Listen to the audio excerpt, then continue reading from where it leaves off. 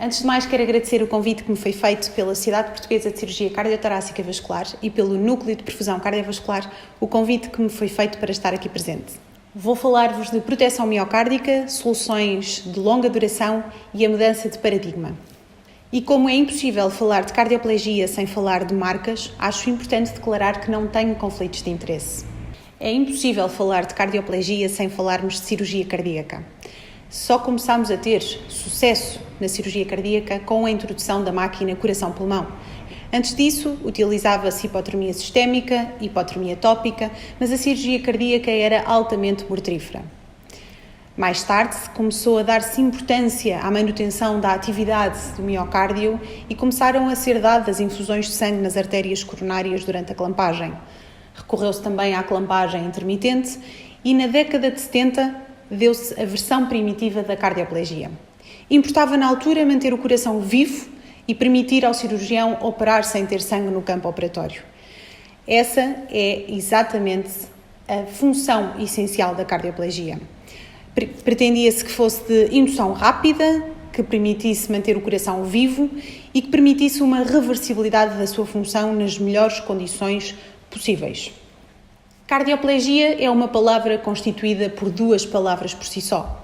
Cardio, de coração, e plegia, de paragem.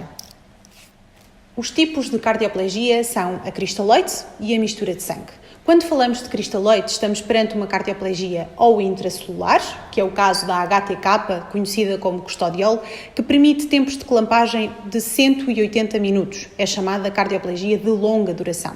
Temos ainda a intracelular, que é o caso da St. Thomas, em que permite-nos 20 a 30 minutos de isquémia sem a necessidade de readministração. Outro tipo de cardioplegia é a mistura de sangue. Pode ser sobre o ponto de vista de 4 partes de sangue para uma parte de cristalloide, e estamos perante uma cardioplegia sanguínea pura, com um tempo de clampagem de 20 a 30 minutos, sem necessidade de readministração. Delnido, uma solução de longa duração, que é numa proporção inversa à sanguínea, uma parte de sangue para 4 partes de cristalloide, e permite-nos um tempo de clampagem de 90 minutos, e a microplegia, que nos permite um tempo de clampagem de 20 minutos. Todas estas soluções podem se dividir em 3 grandes grupos quanto à sua forma de atuação. Estamos a falar de cardioplegias despolarizantes, que são aquelas em que o agente principal para a paragem do coração é o potássio. Temos as despolarizantes modificadas, em que para além do potássio temos também um estabilizador de membrana, como é o caso da lidocaína e do magnésio, temos o exemplo da cardioplegia Delnido, e temos as hiperpolarizantes, cujo potencial eletroquímico é semelhante ao do miócito, fazendo com que exista a paragem das células com a introdução desta droga em diástolo, é o caso do custodiol. Analisando os tempos de clampagem que ela nos permitem, é facilmente observável que temos 2 soluções que nos dão tempos de longa duração, o custodiol e a cardioplegia Delnido. Mas não só de tempos interessa avaliar quando falamos de função cardíaca. Há muitos outros fatores que é importante ter em conta. A introdução do novo método de proteção miocárdica é altamente preocupante tanto para perfusionistas como cirurgiões. Interessa-nos saber, sob o ponto de vista da administração, a quantidade, a temperatura, a pressão, o tempo que devemos administrar a cardioplegia, se ela é contínua, se é intermitente, antrógada ou retrógrada. Até sob o ponto de vista da solução, como é que ela é preparada? Podemos fazer alterações a essa mesma solução? E os níveis de toxicidade dos elementos? Em relação às múltiplas doses, será que podemos prejudicar o miocárdio se estivermos constantemente a administrar aquela solução? As condições, quando é que readministramos? O tempo máximo de clampagem que cada solução nos permite, a temperatura sistémica que devemos ter, são muitas das dúvidas que assolam qualquer um de nós quando decidimos introduzir uma nova solução cardioplégica. E como na maior parte das vezes somos avessos à mudança, tentamos ficar sempre na nossa zona de conforto e raramente tentamos arriscar uma nova solução.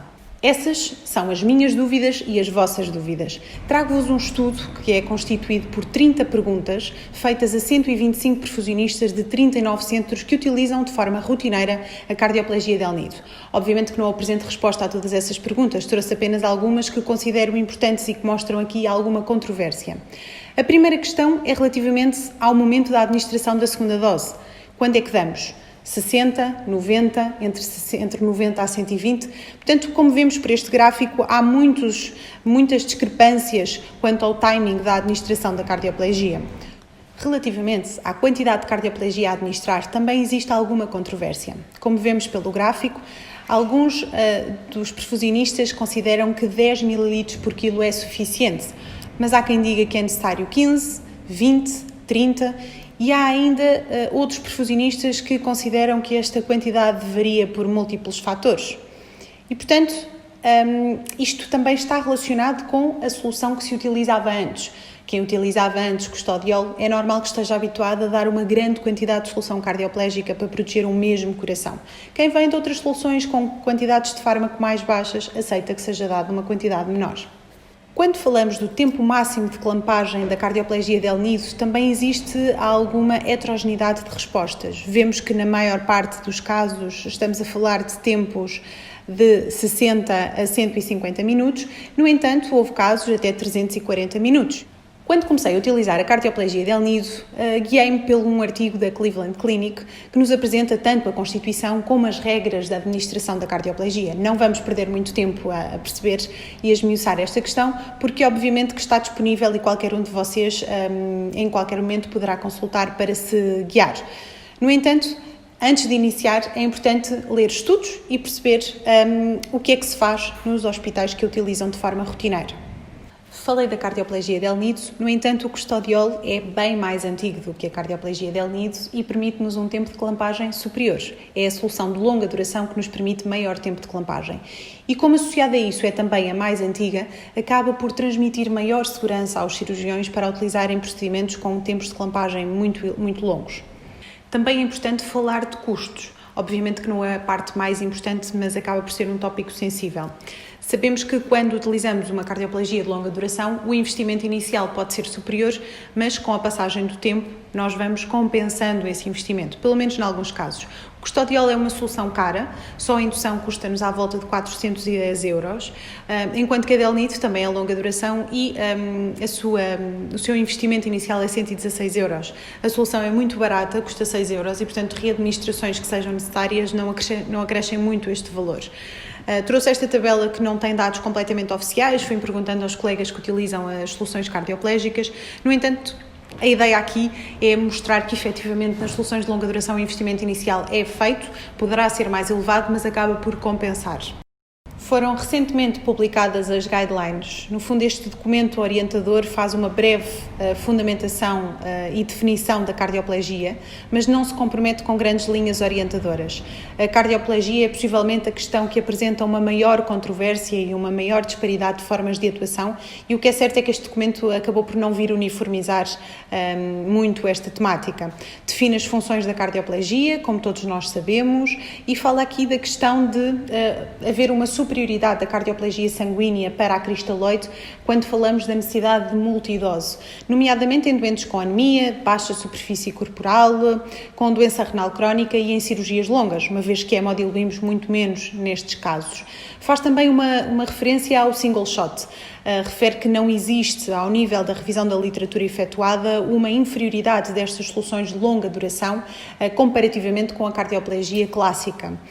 Fala especificamente da HTK, fala do del nido e, no fundo, os parâmetros aqui avaliados, nomeadamente as questões das enzimáticas, do pós-operatório, o tempo de internamento e a mortalidade não apresenta diferenças significativas. Deixa uma recomendação quanto à forma de escolha da solução cardioplégica ideal.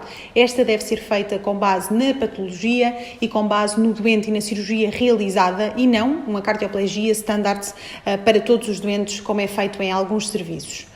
Quando consultamos os motores de busca, percebemos que o tema cardioplegia é altamente falado. Temos aqui a PubMed, temos o Google Académico e percebemos que nos últimos anos, essencialmente nos últimos 10 anos, tem existido muita investigação neste âmbito. Desde artigos originais, revisões sistemáticas da literatura, comentários editoriais, meta-análises e, portanto, todos eles acabam por falar dos mesmos tópicos. Quando falamos dos fatores que são avaliados, falamos da recuperação do ritmo sem necessidade de desfibrilação, alterações enzimáticas pós-operatórias, falamos dos custos, do tempo de clampagem, internamento, CEC, da mortalidade, da morbilidade e falamos da hemodiluição.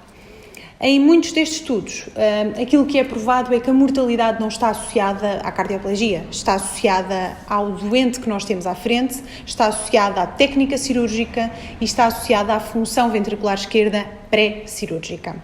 Importa salvaguardar que na maior parte destes estudos, aquilo que acontece é que são excluídos doentes que têm uma má função ventricular esquerda prévia, doentes que já foram operados anteriormente, com suporte inotrópico ou suporte mecânico e, portanto, todos estes doentes em que poderia haver aqui algum fator diferenciador do método de proteção miocárdica acabam por ser excluídos.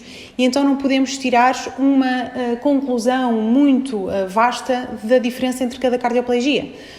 Havia a necessidade de realizar mais estudos com uma pool mais heterogénea e com um N superior para podermos ter conclusões mais interessantes. No entanto, nesses estudos, alguns dos fatores avaliados mostram uma superioridade das soluções de longa duração para com as outras. Temos o caso da recuperação de ritmo sem necessidade de desfibrilar, os tempos de clampagem e tempos de CEC, que parece óbvio na medida em que não temos de interromper constantemente a cirurgia para administrar cardioplegia, e o custo, como vimos anteriormente, acaba por ser mais baixo devido à longa duração das soluções. Os comentários vão acabando por surgir relativamente a estas soluções. São soluções capazes de provocar uma paragem rápida em diástole, proteger das lesões de isquémia, proteger das lesões de reperfusão e com uma reversibilidade rápida e não tóxica. Defendem que tanto a Delnido como o Custodiol têm-se mostrado soluções interessantes com tempos longos de isquémia sem prejuízo da qualidade da proteção miocárdica, porque é efetivamente essa a nossa grande dúvida. No entanto, deixam sempre algumas reticências até que ponto é que existe uma completa e uniforme distribuição da cardioplegia apenas com uma dose, nomeadamente em doentes em que existe algum nível de doença coronária, algum nível de obstrução, ficamos sujeitos a um único momento de proteção miocárdica, que se não for feito de forma extremamente controlada, poderá pôr em risco a proteção. E aqui é, sem dúvida alguma, o tópico mais importante. Uma vez que nós estamos constantemente a fazer proteções, o momento da administração da cardioplegia nestas soluções de longa duração deve ser altamente controlado para que tenhamos a maior certeza possível de que foi feita em boas condições. E acabam por concluir, no fundo, estes comentários editoriais, ou a maior parte daqueles que fui encontrando na literatura, que menos é mais. Dar menos solução permite dar mais tempo para fazer o tratamento da patologia do doente e que a Delnido e também a Custodiol acabam por ser soluções que vão ficar na cirurgia cardíaca. Concluindo, sabemos que existe uma enorme quantidade de opções cardioplégicas já ao nosso dispor. De facto, não existem estudos que mostram uma diferença significativa na sua performance. Acabam por todas mostrar um bom desempenho naquilo que é a proteção do miocárdio. E a escolha da solução deve ser feita com base no doente, com base na patologia e com base na cirurgia que se vai realizar. E concluindo com aquilo que me parece o mais importante de toda a apresentação. A proteção miocárdica começa no momento em que nós escolhemos a solução ideal para aquele doente, mas termina no momento em que nós reperfundimos o coração. Obrigada.